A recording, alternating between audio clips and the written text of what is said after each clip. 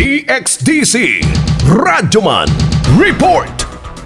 Komemorahon sa lokal nga gobyerno o sa mga kabanay maingon sab sa mga biktima ang ikapitong tuig anibersaryo sa Rojas Night Market bombing karong hapon. Sugdan ang aktibidad sa anibersaryo sa pagpamomba sa Rojas Night Market alas 3 karong hapon. Kabahin sa kaliukan mao ang pagpahigayon og misa nga pangunahan mismo ni Father Bong Gonzaga ug maghimo sab kini og prayer og blessing ngadto sa mga biktima uban sa pagdagot kandila sa mga kabanay.